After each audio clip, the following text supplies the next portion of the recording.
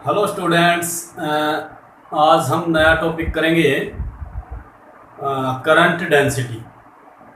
देखिए, current density, अगर density के बारे में हम सोचते हैं तो हम ज़्यादातर हमारे माइंड में क्या आता है कि डेंसिटी को हम किससे रिलेट करते हैं? वॉल्यूम के साथ। ठीक है, तो जबकि डेंसिटी है वो हमेशा वॉल्यूम के साथ ही हम उसको रिलेट नहीं करते, हम उसको एरिया के साथ या सरफेस एरिया के साथ भी रिलेट कर सकते हैं। ठीक है, वही हमने किस में करना है? Current density. तो करंट डेंसिटी का कंसेप्ट बच्चों बहुत ही इंपॉर्टेंट कंसेप्ट है। जैसे ही आप हायर क्लासेस में करेंगे तो वहां पर करंट के बारे में ज़्यादा इतना नहीं करेंगे जितना कि करंट डेंसिटी का कंसेप्ट करेंगे। ठीक है, हर एक फार्मूले में करंट डेंसिटी आनी ही आनी है। ठीक है, तो आप इसको बड़े ही ध्यान से देखिए। करंट डेंसिटी क्या है? Amount of current flowing per unit area of conductor around that point provided the area is held direction normal to the current. सबसे पहली बात क्या है कि करंट डेंसिटी क्या है कि कितना अमाउंट ऑफ करंट फ्लो करता है किसी particular area of cross section से। ठीक है, और उस एरिया ऑफ क्रॉस सेक्शन में कौन सा पॉइंट है कि उसमें हम कोई भी पॉइंट ले सकते हैं। उस एरिया ऑफ क्रॉस सेक्शन में कोई भी पॉइंट ले सकते हैं, उस पॉइंट की भी हम करंट डेंसिटी निकाल सकते हैं। ठीक है, कंडीशन क्या है कि एक तो एरिया है वो हमेशा नॉर्मल होना चाहिए। जिस डायरेक्शन में करंट फ्लो होता है तो ये एरिया हमेशा परपेंडिकुलर होना चाहिए। ये हमारा एरिया है कंडक्टर में। ठीक है, और ये क्या है? ये करंट की डायरेक्शन है। तो ये ऑलवेज क्या होना चाहिए? परपेंडिकुलर होना चाहिए, नॉर्मल होना चाहिए। ठीक है, सेकेंडली हमारे पास 3 पॉइंट है। 3 पॉइंट बच्चों अपने बिल्कुल याद रखने हैं। फर्स्ट पॉइंट तो क्या है? Direction of J. Current density की जो डायरेक्शन है वो सेम होगी। जिस डायरेक्शन में करंट फ्लो करेगा वही डायरेक्शन क्या होगी? करंट डेंसिटी की रहेगी। सेकंड क्या है? Area always perpendicular to current flow. वो हमारी डेफिनेशन में पहले पॉइंट आ भी गया है। ठीक है, उसके बाद थर्ड जो कि बड़ा ही इंपॉर्टेंट है, area vector should be parallel to current flow. Area vector देखिए, यह हमारे पास सपोज करो कंडक्टर है। ठीक है, अब इस कंडक्टर में कोई भी सर्टेन एरिया हम ले लेते हैं। अगर हम इस एरिया को देखते हैं तो ये एरिया क्या है? बिल्कुल कंडक्टर के ये एरिया है। ठीक है, और ये है करंट की डायरेक्शन। ये करंट की डायरेक्शन है।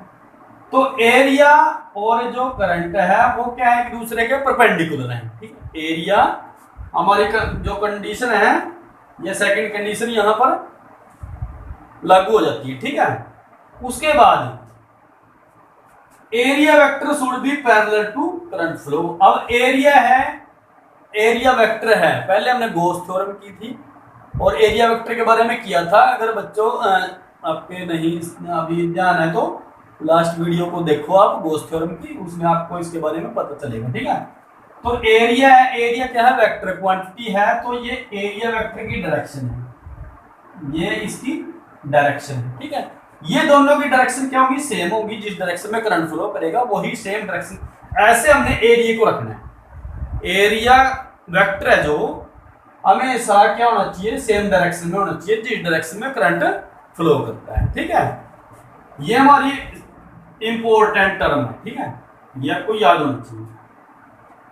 तो तब यहां डेंसिटी क्या होगी? करंट डेंसिटी के अगर फार्मूला देखेंगे हम तो हमारा क्या आएगा? जे क्या है? Amount of current flowing per unit area. Current कितना? आई पर यूनिट एरिया ए। ठीक है, तो ए क्या है? ए भी वेक्टर क्वांटिटी है। तो हमारी जे करंट डेंसिटी, ये भी वेक्टर क्वांटिटी है। ठीक है, ये वेक्टर है। अच्छा, आई क्या है बच्चों? आई स्केलर क्वांटिटी। आई क्या है? Scalar quantity. अब आप कहेंगे कि आई स्केलर क्वांटिटी कैसे होती है। देखिए, अगर हम करंट फ्लो कराते हैं इस डायरेक्शन से कराते हैं, सपोज करो I1 करंट आ रहा है, उस डायरेक्शन से कराते हैं कितना आ रहा है I2 करंट आ रहा है, और इस डायरेक्शन में करंट कितना हो, तो हम क्या करेंगे, सिंपल है, नहीं टोटल आप देख सकते हैं कि हमारा टोटल करंट क्या आएगा, I = I1 प्लस I2। तो यहां पर हमने क्या किया कि सिंपल अलजेब्रा के जो रूल है वो अप्लाई कर दिया हमने, ठीक है, और टोटल करंट को हमने निकाल लिया। अगर हम सिंपल अलजेब्रा यूज करते हैं तो इसका मतलब जो हमारी क्वांटिटी है वो क्या है, एक स्केलर क्वांटिटी है, तो इसका मतलब क्या, आई क्या है, वो स्केलर क्वांटिटी है। तो ये हमारा फार्मूला आ जाता है, ठीक है, करंट डेंसिटी का, वो क्या है, current flowing per unit area of cross section, और एरिया क्या है, हमेशा परपेंडिकुलर है किसके, इसके करंट फ्लो के, ठीक है, या करंट, और डायरेक्शन क्या होगी इसकी, इसकी डायरेक्शन क्या होगी, जे की डायरेक्शन क्या होगी, जिस डायरेक्शन में करंट फ्लो होता है उसी डायरेक्शन में जे भी इसी डायरेक्शन में रहेगा, ठीक है बच्चों। अच्छा, ये तो कंडीशन होगी हमारी। ये कई बार क्वेश्चन क्या आता है कि अगर हम इसको एरिया ऑफ क्रॉस सेक्शन पर, अब हमने ये ले रखा, अगर हम एरिया ऑफ क्रॉस सेक्शन ऐसे टेढ़ा लें, ठीक है, कुछ एंगल पर अगर हम लें, तो ये आप नोट कर लो, ठीक है। देखिए, अगर ये हमारा कंडक्टर है, पहले हमने ये इस तरह का लिया था एरिया, ठीक है, एरिया वेक्टर ये था, ये एरिया वेक्टर है, और करंट की डायरेक्शन भी क्या है, यही है, ठीक है। अगर हम इसको ऐसे लेते हैं, अब यहां पर एरिया वेक्टर क्या बनेगा बच्चों इसका, अब एरिया वेक्टर क्या बनेगा, ये एरिया वेक्टर बनेगा। अब क्या कंफ्यूजन है कि यहां पर हम मतलब के कौन सा कंपोनेंट लें, कंपोनेंट वो ही लेना है करंट डेंसिटी निकालने के लिए कि जो कंपोनेंट करंट फ्लो, जिस डायरेक्शन में करंट फ्लो करता है, जो उसके पैरेलल हो। तो यहां पर देखिए ए के दो कंपोनेंट बनते हैं, अगर हम इसको देखें, ये कितने एंगल पर है, थीटा एंगल पर है, ठीक है, तो ये थीटा एंगल पर है, तो ये एंगल कितना होगा, ये भी थीटा होगा, ठीक है, और ये डायरेक्शन रहेगी हमारी करंट की, समझ रहे। तो आई और ए के बीच का एंगल ये कितना है, थीटा, समझ रहे। तो ए के बच्चों दो कंपोनेंट बनेंगे, एक तो ये कंपोनेंट बन जाएगा और एक ये कंपोनेंट बनेगा। तो ये कंपोनेंट कौन सा कंपोनेंट है, ए कोस थीटा है, ठीक है। तो यही कंपोनेंट है जो उसके पैरेलल है, करंट के पैरेलल है, तो हम कौन सा कंपोनेंट लेंगे, हम ये कंपोनेंट लेंगे, ठीक। तो हमारा ये वाला रिजल्ट क्या बनेगा, J = I over A cos theta, ठीक है। तो अगर हम I को ऐसे लिखें, I इसके इक्वल आएगा, करंट क्या आएगा, J A cos थीटा। तो ये किस प्रकार का प्रोडक्ट है, अगर cos थीटा है तो कौन सा प्रोडक्ट है, हमारे पास दो प्रकार के प्रोडक्ट होते हैं, डॉट प्रोडक्ट और क्रॉस प्रोडक्ट। तो हम यहाँ क्या यूज करेंगे, I = J डॉट, तो ये हमारा टोटल करंट की वैल्यू आ जाएगी, ठीक है बच्चों। तो हमेशा सिंपल सी बात क्या है कि एरिया वेक्टर हमने वो लेना है, एरिया वेक्टर हमेशा क्या होना चाहिए, जिस डायरेक्शन में करंट फ्लो होता है उसके हमेशा पैरेलल लेना है, ठीक है, पैरेलल होना चाहिए। अगर पैरेलल नहीं है, तो अगर ऐसे रखा हुआ है तो, या जिस भी डायरेक्शन में हमने रखा हुआ है, तो हमने उसका कौन सा कंपोनेंट यूज करना है। अगर हम ऐसे रखेंगे तब भी एक कोस थीटा आएगा, अगर इसको ऐसे रखेंगे तब भी एक कोस थीटा वाला लेंगे, ठीक है। तो यानी कि ये हमारा रिजल्ट है। अच्छा, इसको हम एक और तरीके से देखो, सभी अलग अलग तरीके से इसको समझाते हैं। देखिए, एक और तरीका है हमारे पास,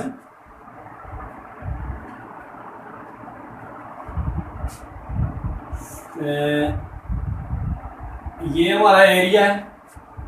अगर हम इस एरिया पर देखें और ये हमारे पॉइंट अगर हम लेते हैं तो देखिए यहाँ पर करंट डेंसिटी क्या होगी, यहाँ पर करंट डेंसिटी, यहाँ पर करंट डेंसिटी, कहीं भी हम करंट डेंसिटी उस एरिया ऑफ क्रॉस सेक्शन में निकाल सकते हैं। ठीक है, तो यहाँ पर हमारी करंट डेंसिटी क्या होगी, J is equal to I over A। ठीक है, अब वही कंडीशन हम दोबारा दूसरे वे से समझेंगे। अगर हम इसको ऐसे रखें तो अगर हम इसको ऐसे रखेंगे तो ये हमारा ये कंडक्टर आएगा इतना, सॉरी इतना एरिया ऑफ क्रॉस सेक्शन हमारा यहाँ हो जाएगा, ये उसकी पोजीशन होगी। तो यहाँ क्या था, यहाँ तो एरिया वेक्टर ये था। ठीक है, एरिया वेक्टर ये था और करंट की डायरेक्शन भी क्या थी, ये थी। तो तब हमारी करंट डेंसिटी क्या है, J is equal to I over A I. ठीक है, अब हमने जब इसको ऐसे रख दिया तो ऐसे रखने में देखिए चार्ज पार्टिकल का अगर हम जिक्र करें तो इतने एरिया में से कितना चार्ज फ्लो करता है, तो ये चार्ज फ्लो करेगा। ठीक है, अच्छा ये करेगा, ये करेगा, ये मतलब कि चार्ज फ्लो करता है। ठीक है, अब यहां अगर हम इन चार्ज की बात करें तो ये चार्ज सीधे जा रहे हैं, ये कहीं भी स्ट्राइक नहीं कर रहे हैं, यानी कि इस एरिया को अफेक्ट नहीं करते, इस एरिया को अफेक्ट नहीं करते। यहां अगर हम देखें तो क्योंकि यहां I की डायरेक्शन ये है और एरिया वेक्टर क्या है, ये एरिया वेक्टर है, ये एरिया वेक्टर, और इन दोनों के बीच का एंगल कितना है, थीटा है। तो हमारा इफेक्टिव एरिया क्या होगा, ये सपोज करो ये एरिया क्या है हमारा, ये A1 एरिया है। ठीक है, या अगर हम इसको A लें और ये एरिया भी उतना ही होगा क्योंकि ये एरिया उतना ही है A, तो हमारा इफेक्टिव एरिया, इस एरिया पर अब हमने करंट डेंसिटी निकालनी है। ठीक है, ये इफेक्टिव एरिया होगा। ठीक है, तो इस एरिया को हम मान लेते हैं AE इफेक्टिव एरिया। ठीक है, तो ये थीटा एंगल है तो ये भी कितना एंगल होगा, थीटा एंगल होगा। ठीक है, तो ये एरिया हमारा कितना आएगा, AE और A is equal to cos theta. ठीक है, और AE is equal to A cos theta. तो यहां भी कौन सा कंपोनेंट आया बच्चों, कोस थीटा वाला कंपोनेंट आया। ठीक है, इसकी वैल्यू हम यहां रखें तो तब J हमारा कितना आ जाएगा, एरिया क्या बन गया हमारा effective area A cos theta. ठीक है, तो I is equal to JA cos theta, और रिजल्ट हमारा यहां से भी वही आएगा, डॉट प्रोडक्ट। ठीक है, तो ये था बच्चों करंट डेंसिटी। तो करंट डेंसिटी बड़ा ही इंपॉर्टेंट कंसेप्ट है, मैंने दोनों तरीके से आपको बता दिया है। ठीक है, तो आप कोई भी तरीका इनमें से, चाहे ये तरीका यूज करो चाहे ये तरीका आप यूज करो, यानी कि हमने कंपोनेंट कौन सा लेना है, एरिया वेक्टर हमेशा क्या होना चाहिए, पैरेलल होना चाहिए किसके, करंट फ्लो करने। ठीक है, तो बच्चों ये था करंट डेंसिटी का कंसेप्ट। आज के लिए इतना ही, थैंक यू।